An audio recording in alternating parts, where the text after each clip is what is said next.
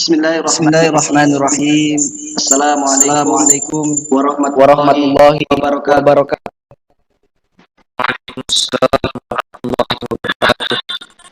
Alhamdulillah, Alhamdulillahirabbil alamin. alamin. Nahmaduhu wa Wa nasta'inuhu wa nasta'inuhu wa nastaghfiruh nastaghfiruh.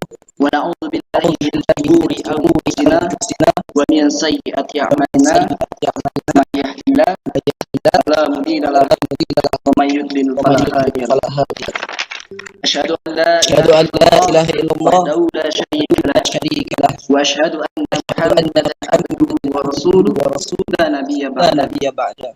Puji syukur Syukur dihaturkan kita haturkan kepada Allah kepada Subhanahu Allah wa Subhanahu wa taala taala yang mana yang mana berkat rahmat berkat dan rahmat dan karunia-Nya karunia-Nya kita masih kita diberikan masih nikmat diberikan nikmat iman, iman, nikmat nikmat Islam, Islam, nikmat nikmat kesehatan kesehatan sehingga kita sehingga dapat kita dapat berkumpul kembali berkumpul melalui kembali Google melalui Room ini. Google Room ini. Dan Dan selanjutnya selanjutnya salawat beserta salawat salam beserta tak salam lupa pula tak kita lupa pula hadiahkan kita kepada hadiahkan kepada Rahjudin Alam, rahmatul alam, yakni baginda yakni Nabi baginda besar Nabi Muhammad besar Muhammad sallallahu alaihi sallallahu wasallam alaihi wasallam dengan dengan mengucapkan mengucapkan Allahumma shalli Allahumma ala shalli ala sayyidina sayyidina Muhammad wa ala wa ali ala ali sayyidina Muhammad. sayyidina. Assalamualaikum ya Assalamualaikum ya Rasulullah. Rasulullah. Assalamualaikum ya Assalamualaikum ya Habibullah. Habibullah. Alhamdulillah, Alhamdulillah, anak-anak anak-anak Ustaz. Ustaz. Gimana kabarnya Gimana anak-anak kabarnya Ustaz? anak-anak Ustaz? Sehat semua? Sehat semua? Alhamdulillah Ustaz. Alhamdulillah. Boleh Boleh dibuka dibuka kameranya kameranya on on cam supaya supaya kita bisa kita bisa saling saling melihat melihat satu sama satu lain. sama lain. Ya, Ya, walaupun tidak walaupun bisa tidak bisa silaturahim silaturahim secara langsung, paling tidak melalui platform platform ini ini kita masih kita bisa masih bisa bertemu. bertemu. Oke. Oke.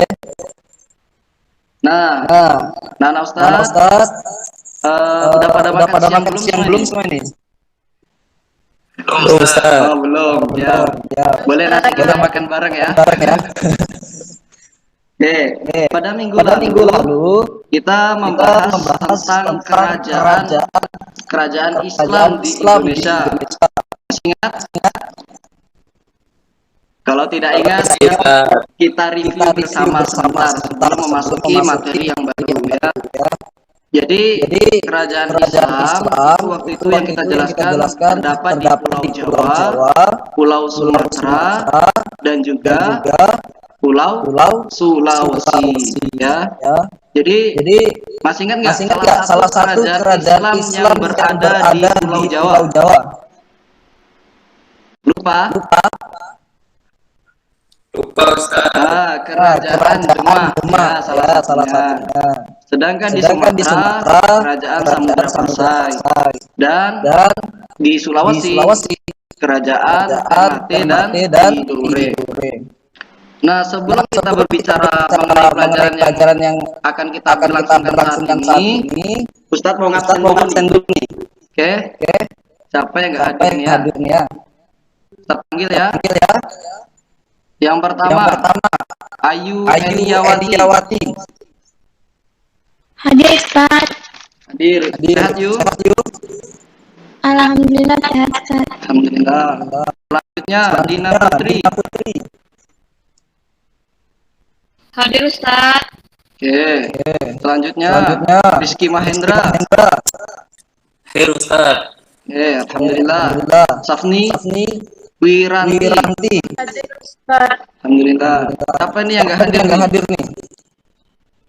Si Doni Ustaz. Apa masalahnya? Kurang tahu Ustaz. Ada apa Ustaz? Oke, ada kabar ya. Apa ada Ustaz? Apa maksud Ustaz? Oke. Doni ini apa namanya? Media Mediawan. Udah bergabung?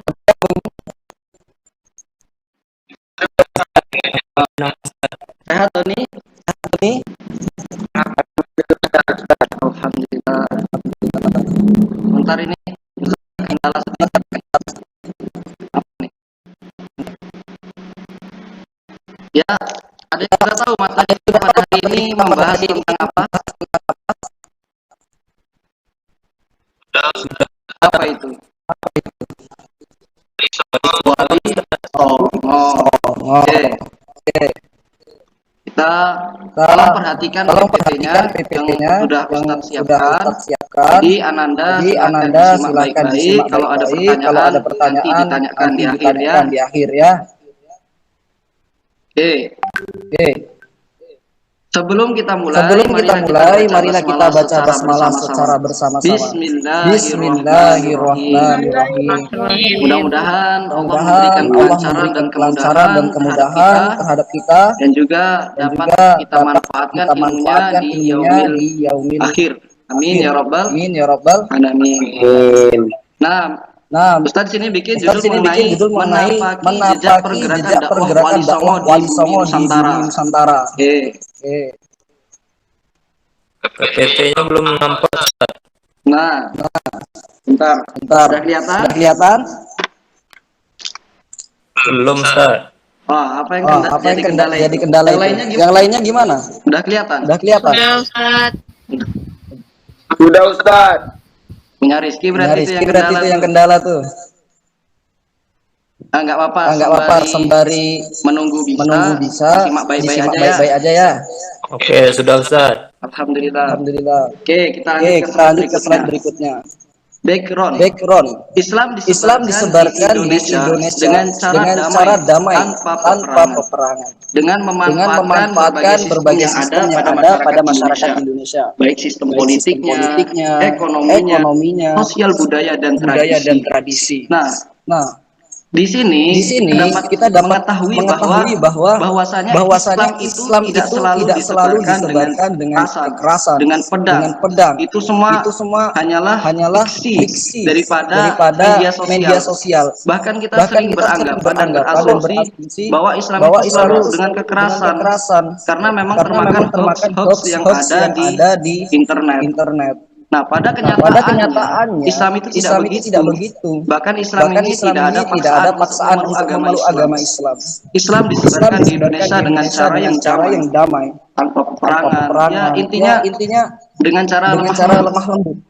Yang memasuki sistem politiknya disusun dengan nilai-nilai keislaman. Jadi politiknya itu tidak sembarangan aja gitu.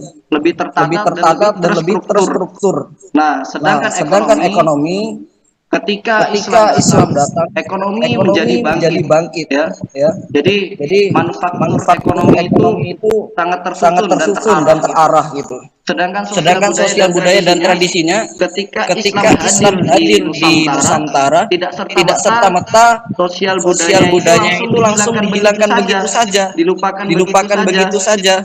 Ini tentulah menjadi permasalahan kalau seandainya dilupakan. Tetapi Islam membawa pembaharuan dengan adanya akulturasi budaya antara agama dan sosial budaya. Jadi masyarakat Indonesia yang terkenal dengan ramah tamahannya tentu sangat senang menyambut kedatangan Islam di Indonesia. Yang pada waktu itu memang lebih dominan terhadap agama Hindu-Buddha. Ya memang sejak awal itu mereka yang sampai di bumi Nusantara ini. Oke. Lanjut di sini paham anak-anak Ustadz? Oke, lanjut ya. Nah, siapa sih mereka ini yang membawa Islam ke Nusantara? Jawabannya adalah Wali Songo. Ada yang tahu makna dari Wali Songo ini apa? Wali yang 9, Ustaz. Wali yang 9. Masya Allah. Luar biasa anak Ustadz ya. Jadi perlu Ustadz sampaikan bahwa sebelum Wali Songo ini hadir di Nusantara bukan bermakna bahwa Wali Songo yang serta-merta membawa Islam pertama kali ke Nusantara ya. Jadi sebenarnya jauh abad sebelum Wali Songo hadir di Nusantara itu sudah ada ditemukan makam tepatnya di daerah Sumatera, yaitu makam Fatimah binti Maimun dan ditemukan artefak yang bercorak Islami seperti itu. Nah, jadi kemudian yang termasyhur inilah Wali Songo yang mana beliau ini menyebarkan di tanah Jawa. Oke. Nah, ini dia. Wali Songo atau Wali Sanga dikenal sebagai penyebar agama Islam di tanah Jawa pada abad ke-14. Nah, jadi Wali Songo itu baru hadir di Indonesia baru abad ke-14 ya. Sebelumnya itu adalah ulama-ulama yang memang pernah datang ke Nusantara gitu. Jadi tadi Wali Songo kata Ananda Rizky bahwa wali yang sembilan. Nah, sebenarnya makna Wali Songo itu adalah wali itu bermakna utusan Allah, waliullah gitu. Sedangkan Songo itu berasal dari bahasa Jawa yang bermakna sembilan. Atau ada juga sebuah cerita yang menyatakan bahwa Songo itu berasal dari bahasa Arab, yaitu sanah, yang berarti apa? Mulia. Jadi Wali Songo ini adalah utusan Allah yang sembilan, atau bisa dimaknai dengan utusan Allah yang mulia. Jadi era Wali Songo adalah era berakhirnya dominasi Hindu-Buddha dalam budaya Nusantara, digantikan dengan kebudayaan Islam. Jadi ketika Islam hadir, maka Hindu-Buddha ini pengaruhnya sedikit demi sedikit terkikis oleh agama Islam. Nah, seperti itu. Nah, ini adalah nama-nama Wali Songo ya, yang menyebutkan tokoh-tokoh awal penyebaran Islam di Indonesia. Sebenarnya Wali Songo ini pada sejarah yang Ustaz ketahui bahwa sebelum namanya Wali Songo itu sudah ada nama-nama lainnya yang pada intinya menyebarkan agama Islam juga. Salah satunya yaitu Majelis Dakwah. Nah, seperti itu. Jadi sebelum Wali Songo itu namanya Majelis Dakwah. Dan Wali Songo ini bukan berarti orangnya ini aja gitu. Wali Songo itu kan sebuah dewan dakwah. Jadi ada terdiri dari beberapa periode. Dan beliau inilah yang memang cukup terkenal gitu. Oke. Anak-anak Ustaz udah hafal belum ini? Tentang Wali Songo, nama-nama Wali Songo. Belum, Ustaz. Nah, cara mengingatnya adalah seperti ini. Mau Bodra kamu gu. Jadi ingat aja nama depannya gitu. Mau Bodra kamu dan gu. Dan ini bukan sembarangan Ustaz seperti ini. Ustaz Susun ini berdasarkan daerah di mana beliau berdakwah. Seperti yang pertama tadi, mau Bodra itu terletak di Jawa Timur. Sedangkan kamu terletak di Jawa Tengah dan gu di Jawa Barat. Silakan dihafal Ustaz ya. Lanjut, ini silsilah keluarga dari Wali Songo. Nanti anak-anak Ustaz bisa dilihat punya halaman 39 tentang silsilah Wali Songo ini. Intinya Wali Songo ini banyak juga yang dari habaib dan juga ada hubungannya antara guru dan murid. Artinya kedekatan mereka ini tidak diragukan lagi. Lanjut. Islamisasi Jawa, kasus Wali Songo. Wali Songo atau Wali Sembilan adalah nama organisasi yang bergerak dalam pengislaman masyarakat Jawa. Itu seperti yang jelaskan tadi, Wali Songo itu adalah organisasi. Ya. Kalau sekarang ini yang dakwah misalnya seperti MDI, IKMI, dan lain sebagainya. Paham ya, Anak Ustaz? Kita lanjutkan. Untuk memudahkan dalam berdakwah, Wali Songo mengatur strategi 5 banding 3 banding 1. Apa ini maknanya, Anak Ustaz? Ada yang tahu? Oke, kalau tidak ada yang tahu, biar Ustaz jelaskan. 5 ini adalah seperti yang tadi, yang terletak di Jawa Timur. Mau Amgi Bodra. Nah, itu adalah 5 sunan yang terletak di Jawa Timur. Dan yang ketiga ini kamu yang terletak di Jawa Tengah dan gu yang terletak di Jawa Barat. Yud. Faktor-faktor yang mempercepat proses penyebaran Islam di Nusantara. Yang karena ajaran Islam melaksanakan prinsip ketauhidan. karena prinsip tauhid, ya artinya tidak ada trinitas dalam ketuhanan, maka Islam itu mudah dipahami dan dikenal oleh masyarakat. Selanjutnya, Islam tidak terdapat kasta. Hal ini berbeda dengan masyarakat Hindu yang memiliki berbagai macam kasta. Misalnya seperti kasta Brahmana, kasta Ksatria, kasta Waisya, dan kasta Sudra. Nah, di Islam ini tidak berlaku gitu. Intinya di Islam ini kita semua sama sederajat, kecuali yarfa'illah alladziina aamanu minkum walladziina utul ilma darajat. Artinya Allah mengangkat orang-orang beberapa derajat, yaitu orang-orang yang berilmu. Itu saja yang membedakan.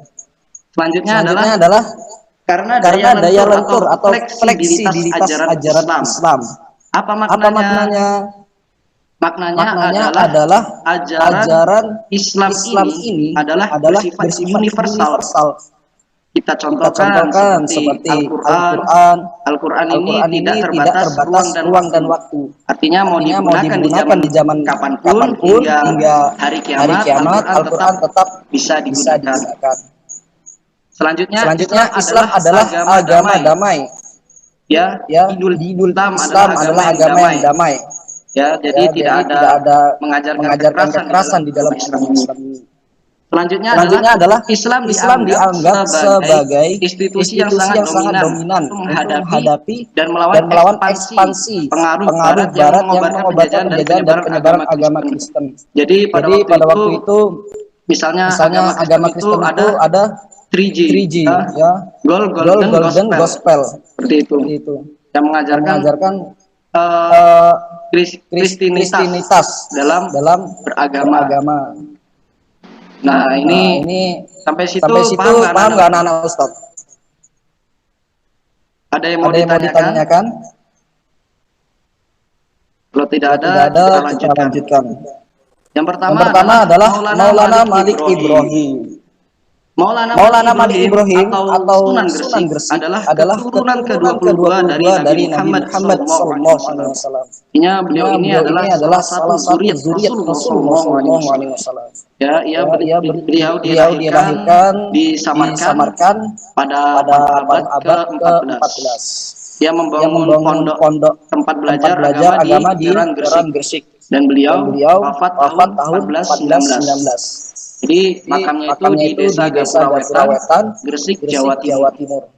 Beliau ini sangat alim sekali, sangat ulung dalam bidang perpolitikan, dalam bidang tata negara, dalam bidang ilmuwan pertanian bahkan. Jadi pada suatu ketika ada salah satu murid dari Sunan Gresik yang pada waktu itu melewati suatu perkampungan. Nah, di situ bertemulah dengan para perampok. Akhirnya mengambil tindakan cepat, ingin langsung menghentikan perampokan tersebut. Singkat cerita, perampok tersebut kalah dan tersungkur jatuh. Dan murid Sunan Gresik ini mendekati dan ingin membunuh perampok tersebut. Tetapi ketika mendekati justru diludahilah wajah daripada murid Sunan Gresik ini oleh perampok tersebut. Akhirnya murid Sunan Gresik ini marah, ingin memukul dan membunuhnya, tetapi ingat Allah, istighfar. Akhirnya tidak jadi membunuh. Perampok kebingungan akhirnya bertanya, jadi membunuh saya. Akhirnya murid Sunan Gresik ini mengatakan bahwa di Islam ini kita tidak dibenarkan mengambil keputusan apalagi membunuh dalam keadaan marah. Singkat cerita akhirnya kepala perampok tersebut dan setengah daripada jumlah anggotanya itu masuk agama Islam. Lanjut. Raden Rahmat atau Sunan Ampel bernama asli Raden Rahmat, yaitu keturunan ke-22 dari Nabi Muhammad SAW. Beliau juga zuriat Rasulullah. Pesantrennya di Ampel Denta di daerah Surabaya, yaitu tepatnya di Jawa Timur. Makamnya itu terletak di dekat Masjid Ampel Surabaya. Lanjut. Sunan Giri adalah putra Maulana Ishaq, ya. Sunan Giri Sunan ini Giri ini keturunan keturunan ke-23 ke-23 dari dari Nabi Nabi Muhammad Muhammad SAW dan dan mendirikan eh, pemerintahan pemerintahan mandiri di Giri, Giri, Kedaton, Gresik. Gresik. Salah Salah satu keturunannya yang terkenal adalah Sunan Sunan Giri Prapen yang yang terletak di menyebarkan agama Islam di daerah Lombok dan Bima. Artinya menyebarkan agama Islam di daerah Sulawesi. Selanjutnya ada Sunan Bonang atau Makdum Ibrahim.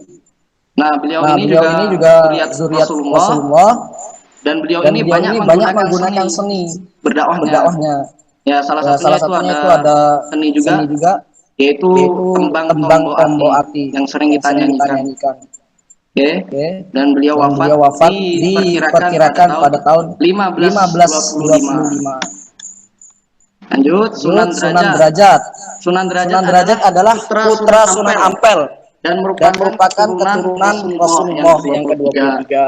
Sunan Derajat berdakwah kepada masyarakat, menekankan kedermawanan, kerja keras, dan peningkatan kemakmuran masyarakat sebagai pengamalan dari agama Islam.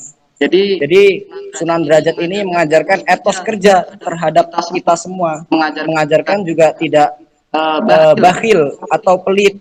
Nah, meningkatkan kemakmuran, artinya kita hidup di masyarakat ini harus bermanfaatlah bagi orang lain.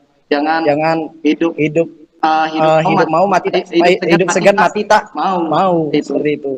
Dan Sunan Derajat ini diperkirakan wafat pada tahun 1522. Nah, sampai sini anak-anak Ustadz paham atau tidak nih?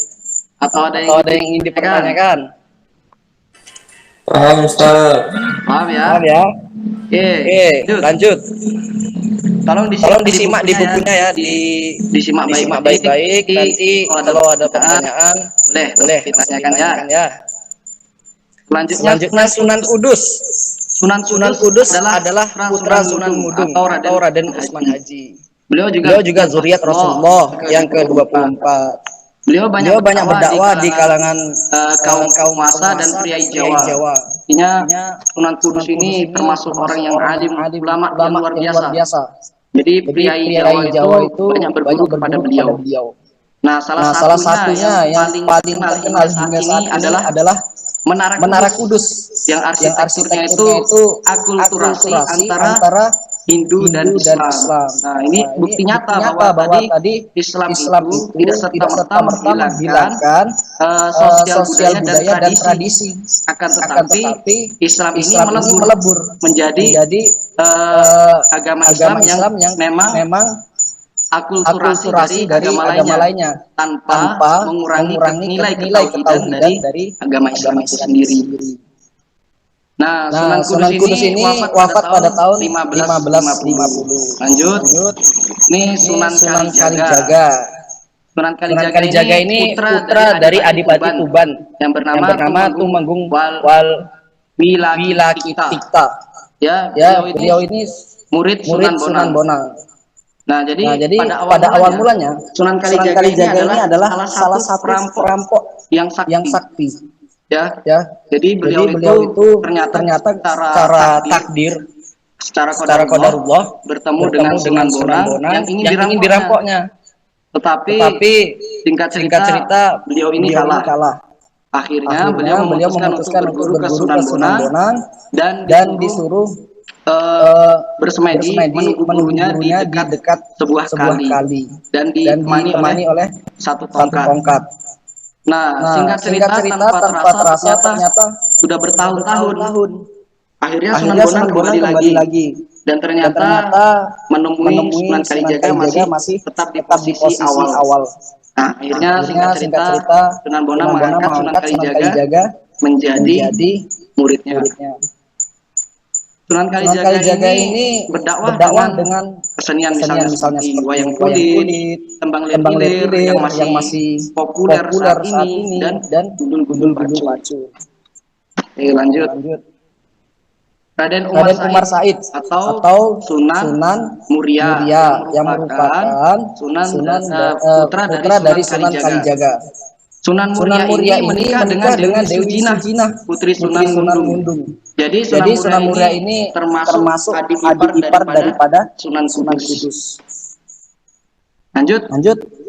Syarif Hidayatullah atau Sunan Gunung Jati, yang terletak di Cirebon ya. Tepatnya di Jawa Barat. Merupakan putra dari Syarif Abdullah Datuddin ya. Jadi beliau ini mengembangkan Kesultanan Cirebon dan anaknya itu bernama Maulana Hasanuddin yang juga berhasil mengembangkan kekuasaan dan menyebarkan agama Islam di Banten. Seperti itu. Sampai sini paham anak-anak Ustadz? Paham ya? Kita lanjutkan. 9 strategi dakwah ala Wali Songo. Nah, yang pertama ini adalah kalimat sada sanjatane. Kalimat sada ini adalah bermakna bahwa kalimat syahadat sanjatane itu adalah senjata. Jadi para wali ini memiliki tauhidan yang tidak diragukan lagi. Nah, dengan kalimat syahadat sebagai pegangan, sebagai teguh pendiriannya dan juga sebagai pegangan hidupnya. Jadi sudah dipastikan terhindar daripada syirik. Itu. Jika sudah menjadi sunan. Lanjut. Yang kedua ini becik ke titik olo ketoro. Apa maknanya? Becik itu kalau bahasa Jawa dimaknai adalah perilaku yang baik, dan ketitik itu sesuatu yang terlihat. Jadi becik itu adalah perilaku baik yang terlihat gitu. Nah, sedangkan olo ini lawan dari becik. Olo ini sikap buruk. Kemudian ketoro itu adalah terlihat juga. Artinya sekecil apapun perbuatan kita pasti terlihat.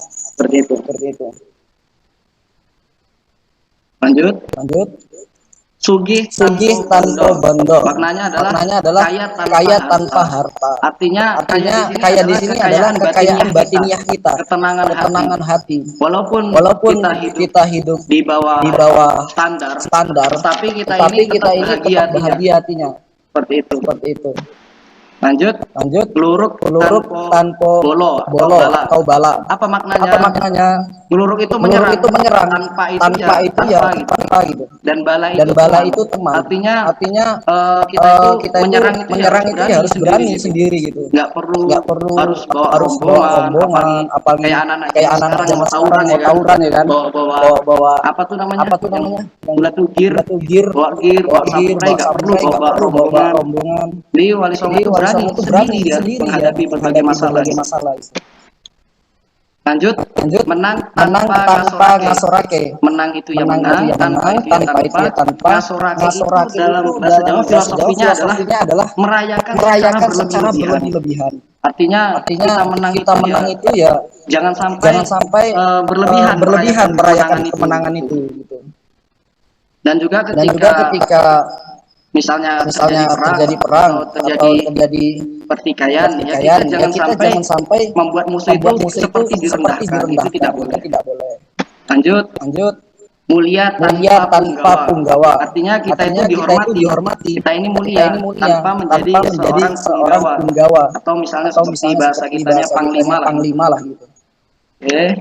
Lanjut.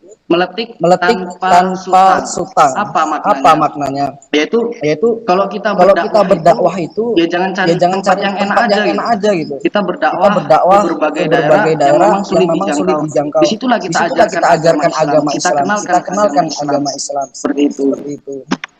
Lanjut. Mabur tanpa lara. Apa maknanya? Ya kita ini bergerak, berdakwahnya bergerak, menjumpai masyarakat secara langsung, menjumpai turun ke masyarakat gitu. Jadi nggak cuman hanya seperti di kediaman kita saja nungguin para masyarakat atau nungguin murid-murid kita. Ya tidak seperti itu. Kita harus sesekali melihat kondisi secara langsung yang terjadi di masyarakat. Apa masalahnya? Apa yang menjadi kebutuhan masyarakat saat itu. Kita sebagai dai harus memahami hal ini gitu. Selanjutnya adalah menang tanpa tanding. Artinya Artinya kita ini menang menang melawan hawa nafsu. Jangan sampai orang lain ikut memerangi hawa nafsu kita. Tetapi atas dasar kesadaran diri kita, kita harus mampu mengalahkan hawa nafsu yang menguasai diri kita. Nah, itu adalah sembilan daripada sikap Wali Songo yang memang perlu kita pahami lah gitu. Paling tidak bisa kita jalankan walaupun tidak semuanya. Nah, para wali songo adalah intelektual yang menjadi pembaru masyarakat pada masanya. Pengaruh mereka terasakan dalam beragam bentuk manifestasi peradaban baru masyarakat Jawa. Mulai dari kesehatan, bercocok tanam, perniagaan kebudayaan, kesenian masyarakat hingga ke pemerintahan. Intinya dakwahnya wali songo ini secara menyeluruh. Seperti itu. Bagaimana dengan kita? Bagaimana dengan kita? Silahkan jawab sendiri ya, Ustaz ya. Cukup sampai di sini paham?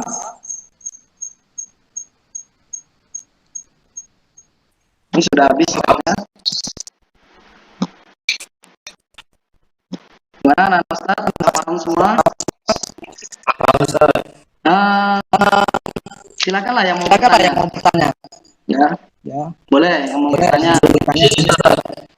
Siapa itu? Rizky, Ustaz. Oh, Rizky. Ya, boleh. Ya, boleh.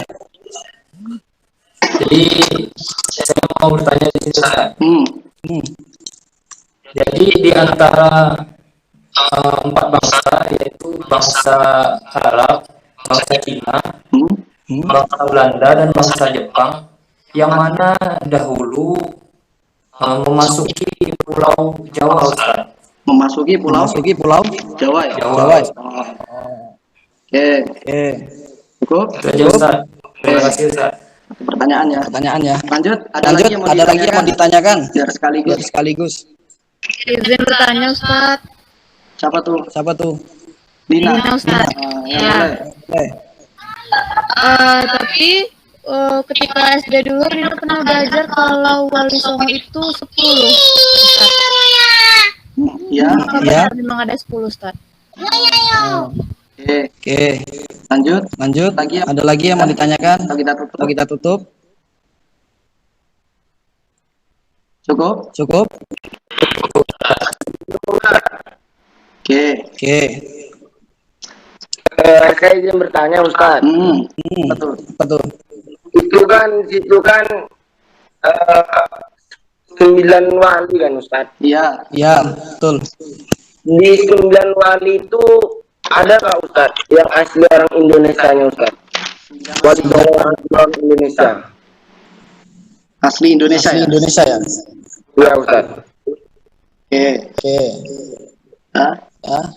Cukup ya? Kamu bertanya semua. Kayaknya waktu kita nggak cukup. Oke.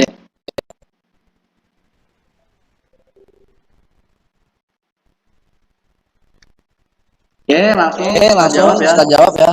Mungkin kita mulai dari pertanyaan Doni Meliawan dulu lah. Ya. Karena di sini udah ada gitu kan konteksnya itu.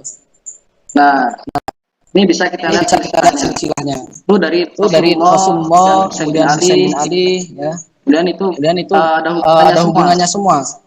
Nah, sedangkan yang asli orang Indonesia itu misalnya seperti Sunan Kalijogo atau Sunan Kalijaga dan Sunan Muria, Sunan Kudus itu termasuk sunan yang memang berasal dari Indonesia, artinya produk lokal gitu.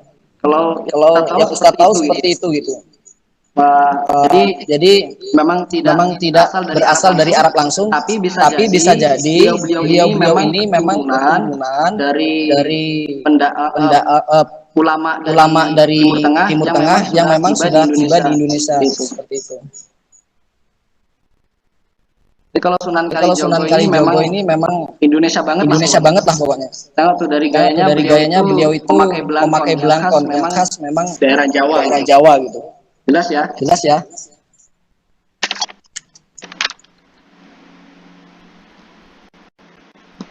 Lanjut ya.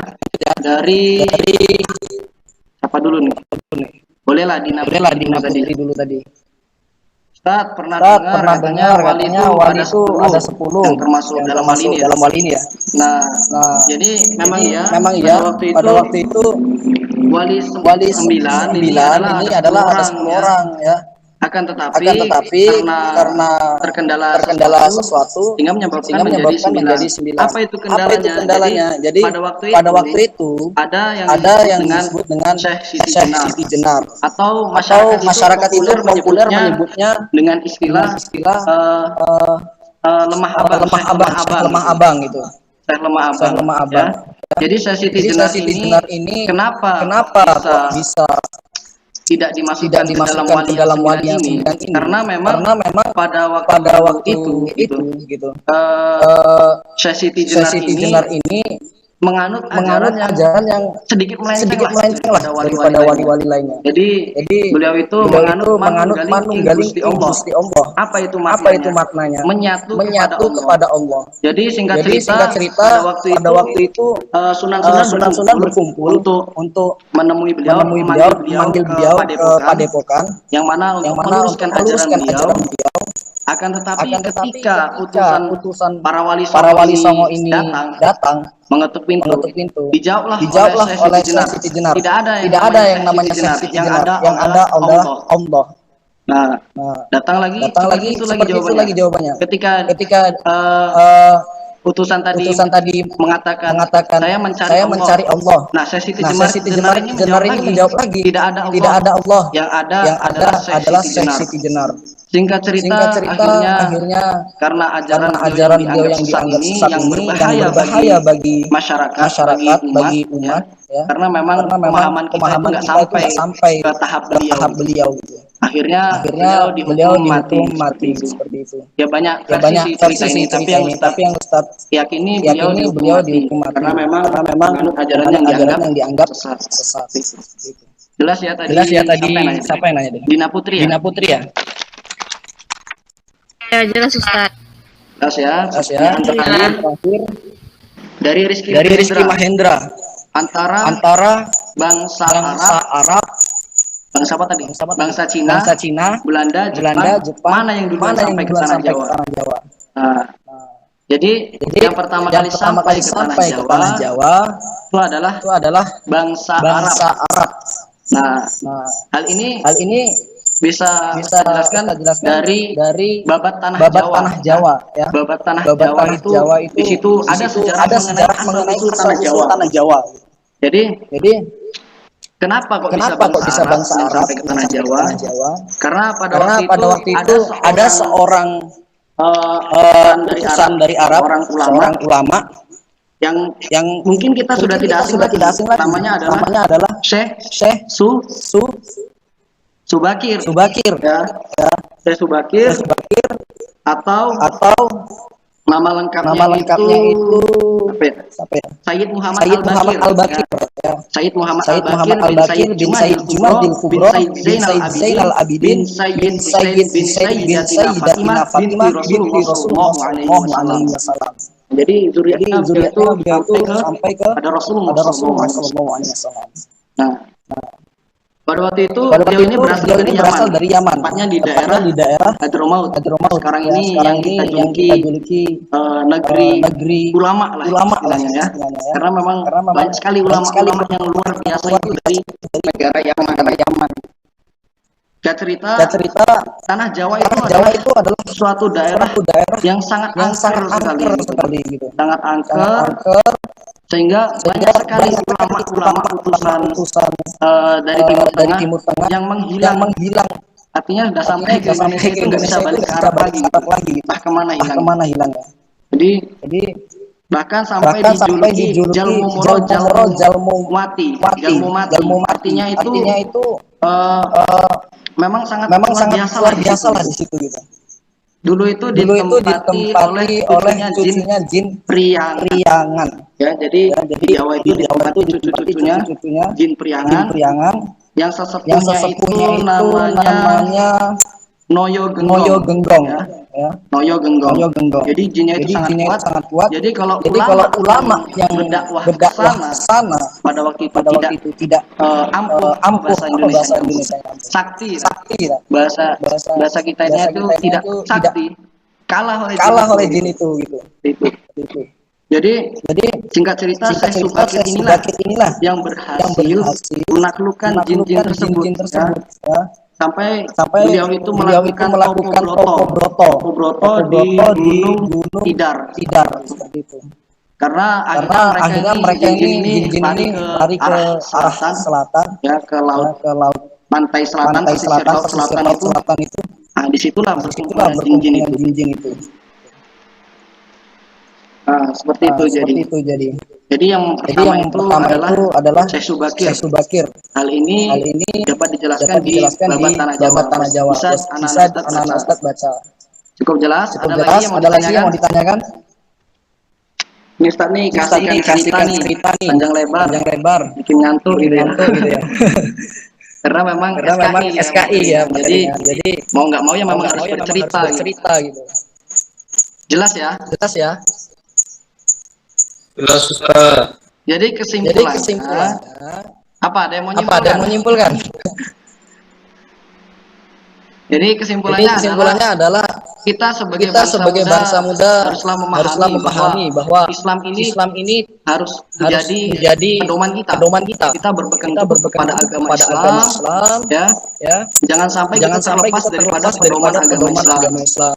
Kita lanjutkan generasi Islam yang sejati gitu. Jadi tidak serta-merta ajaran wali songo ini kita anggap bid'ah, ya. Padahal kita tidak tahu sejarah panjangnya itu seperti apa. Agama Islam ini dibawa oleh mereka dibawa oleh beliau ini gitu. Jadi kita harus memahami sejarah benar-benar. Kita baca sejarah itu dengan baik-baik supaya tidak terjadi hal-hal yang demikian dikit-dikit dilakukan padahal kita tidak tahu makna filosofinya gitu. Sebagai contoh sederhana berdoa di depan kuburan dianggap sesat, padahal yang menyesatkan ini tidak tahu apa yang dilakukan di depan kuburan itu. Toh bunyi doanya juga masih ya Allah kan, bukan ya ahlul kubur kan. Kalau ya ahlul kubur mungkin anda yang tersesat itu. Mungkin cukup jelas di situ. Intinya jaga agama ini, kita masih diberikan kesempatan, masih muda. Ayo bangun sama agama Islam. Jadi agama yang dalil alamin, yang memang benar-benar agama yang dapat mengayomi agama yang lainnya. Oke, cukup jelas ya. Untuk minggu depan silakan anak-anak Ustadz baca dan pahami tentang peninggalan wali songo yang masih tersisa hingga saat ini. Oke, jelas ya. Kita akhiri dengan membaca doa kafaratul majelis. Subhanakallahumma asyhadu an la ilaha illa anta astaghfiruka wa atubu ilaik. Ustaz pamit undur diri, kalau ada kesalahan mohon maaf karena memang manusia adalah tempatnya khilaf dan salah. Akhiri wabillahi hidayah. Assalamualaikum warahmatullahi wabarakatuh. Waalaikumsalam warahmatullahi wabarakatuh. Warahmatullahi wabarakatuh.